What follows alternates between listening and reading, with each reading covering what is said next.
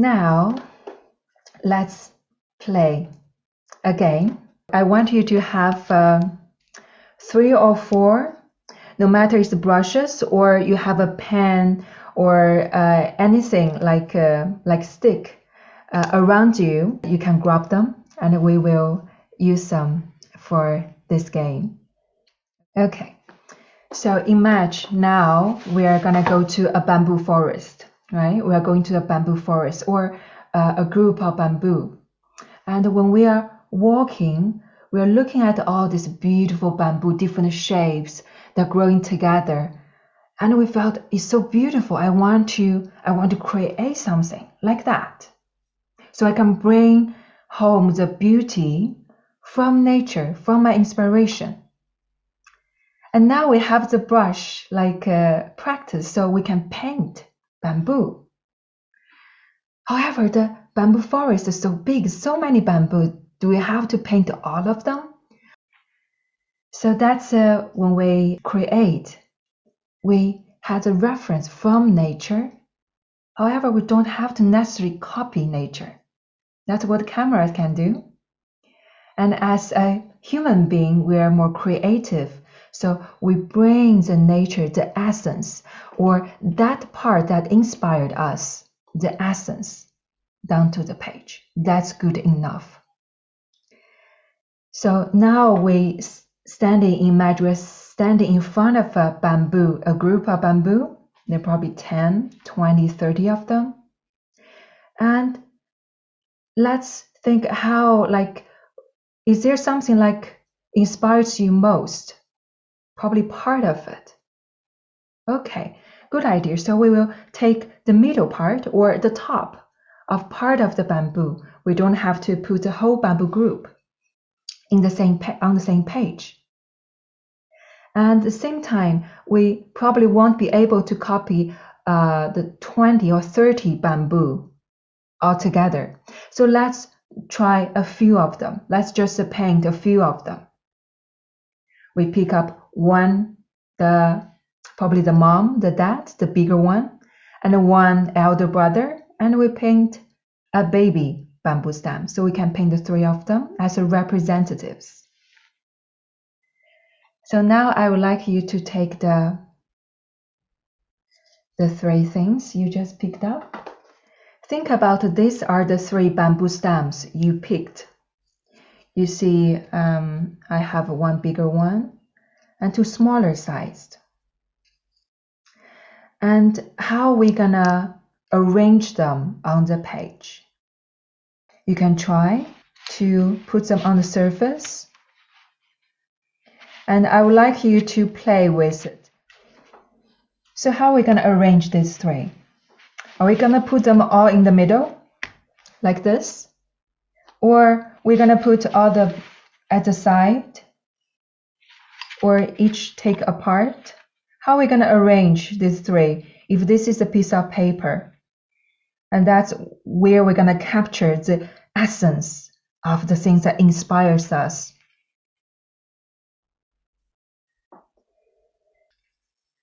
For example, if we put the 3 all in the middle, well, it looks nice. It feels more like a portrait, right? For example, if you see in the gallery, you will see a vase with a bunch of flowers right in the middle of the canvas. That's great. I mean, that serves a certain purpose. However, we also heard there is a rule, or there is a way most of people find is beautiful. For example, if I put the 3 of them in this area, does that feel better? And now if I put all of them in the corner, how does that feel? Way we call it the golden ratio. So it's about, not exactly, but we just use this reference as 1/3 of the page. It doesn't matter which side. So if you can find the 1/3, the center line of your page. So most of the people we find, if we put the main object on this area, no matter this where there or this one, we just feel more natural, like feel more comfortable, and there are more air come through from the page, and we still have the objects relatively in the focus. There's a way for us to think about the composition, how we can choose and place the object. Okay, now we have these three of the bamboo stem on the page, on the line and the golden ratio, that line, that area. However, so how are we gonna arrange them? Are we gonna let them to stand side by side? You may find some paintings will be like that.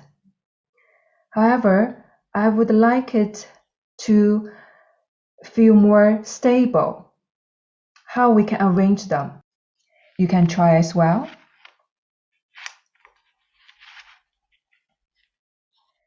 So I find a position that is more like a triangle.